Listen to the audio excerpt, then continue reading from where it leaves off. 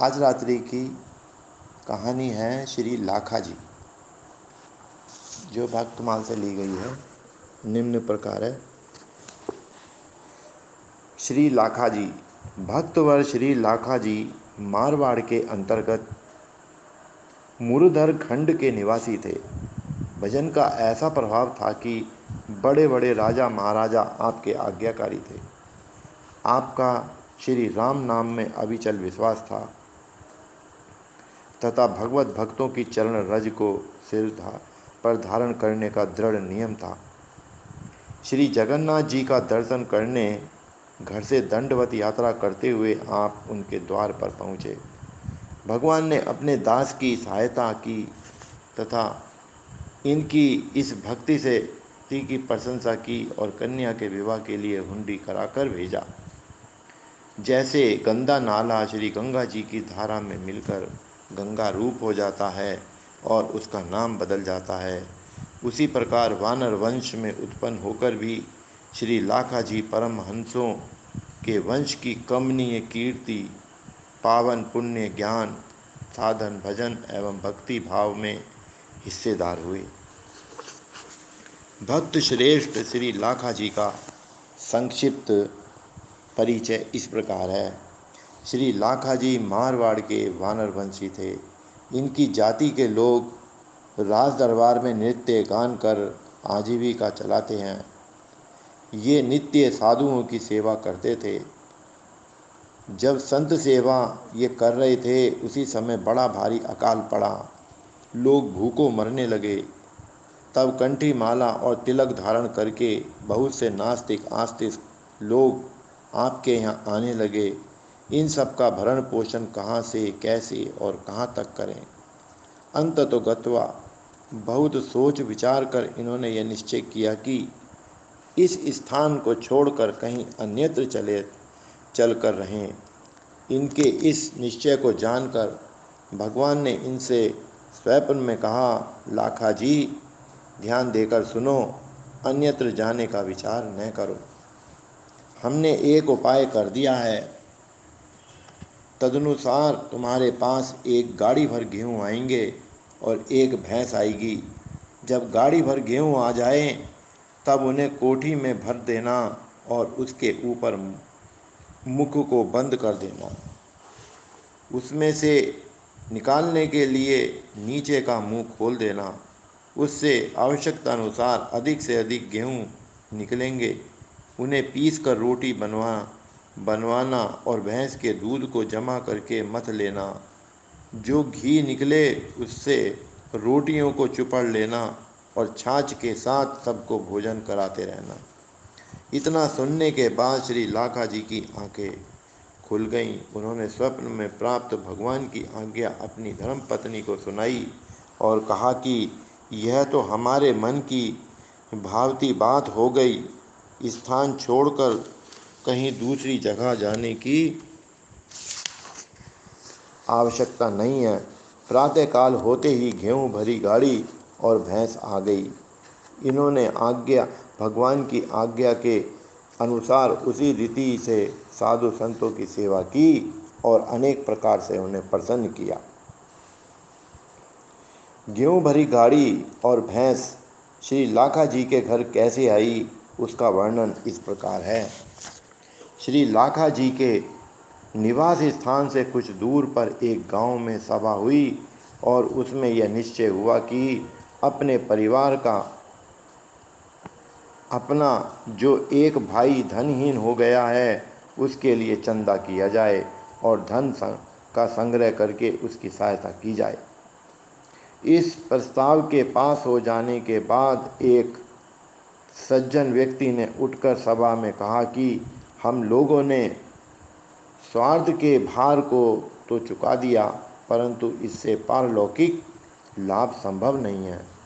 परमार्थ के लिए संत सेवी श्री लाखा जी की कुछ सेवा सहायता कीजिए, जिससे हम लोग भवसागर को पार कर सकेंगे। यह सुनकर सब लाज संकोच से दब गए और उन्होंने उगाई करके 50 मन गेहूँ एकत्र किए। ग्राम सभा के प्रधान ने दूध देती हुई अपनी 20 सेर दूध देने वाली एक भैंस गेहूं भरी गाड़ी के साथ भेज दी। श्री लाखा जी अपने निवास स्थान मारवाड़ देश से चले। इन्होंने हृदय में प्रतिज्ञा की कि मैं साष्टांग दंडवत प्रणाम करते हुए लगभग 700 कोस दूर श्री जगन्नाथपुरी को जाऊंगा और श्री जगन्नाथ जी का दर्शन करूंगा। अपनी प्रतिज्ञा के अनुसार आप साष्टांग दंडवत करते हुए श्री जगन्नाथ धाम के समीप पहुँचे। प्रेम पार की प्रभु ने इन्हें लिवा लाने के लिए पंडों के हाथ में पालकी भेजी, पर लाखा जी ने हाथ जोड़कर उनसे कहा, महाराज, मैं भला पालकी पर चढ़कर कैसे चल सकता हूँ? यह सेवा अपराध है। मैं साष्टांग दंडवत प्रणाम करता हुआ ही जाकर श्री जगन्नाथ जी के दर्शन करूँगा। मेरी यही प्रतिज्ञा है, उसका पालन करूँगा। पंडे लोग बोले, भगवान ने बड़े प्रेम भाव पूर्वक आज्ञा दी है, अतः उसका पालन कीजिए। जब श्री लाखा जी नहीं माने तब पंडों ने पुनः कहा कि प्रभु ने आज्ञा दी है कि आप मेरे लिए जो भक्तों के नाम की सुमिरनी बनाकर लाए हैं, शीघ्र आकर अब मुझे पहनाइए। यह सुनकर श्री लाखा जी ने पूर्ण विश्वास कर लिया कि सचमुच पालकी पर चढ़कर जाने की आज्ञा दी है। श्री लाखा जी भगवान के अनुपम भक्त वात्सल्य को स्मरण करके प्रभु की प्रसन्नता के लिए पालकी पर चढ़ते हुए बोले, मैं जान गया कि श्री जगन्नाथ जी मेरे लिए पालकी भेजकर मेरी महिमा बढ़ाना चाहते हैं। झांकी श्री जगन्नाथ जी के मंदिर में पहुंचकर प्रभु की मनोहर झांकी का दर्शन श्री लाखा जी ने अपने तन मन और प्राणों की श्री चरणों में न्यौछावर कर दिया। श्री लाखा जी की एक कन्या गंगबाई थी। वह विवाह के योग्य हो गई थी, परंतु आप उसका विवाह नहीं करते थे।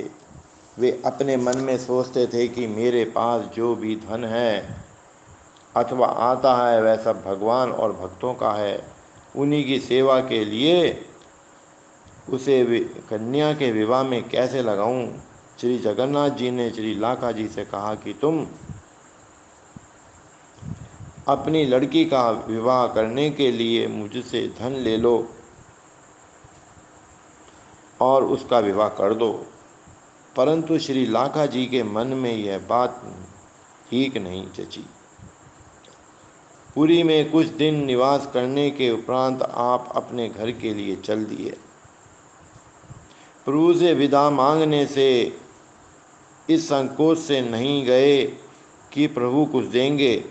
चलते समय आपको भगवान का विरह व्याप गया। व्याकुलतावश आंखों से आंसुओं की प्रवाह चलने लगा। उसी क्षण श्री जगन्नाथ जी ने अपने एक भक्त राजा को स्वप्न में धन देने की आज्ञा दी।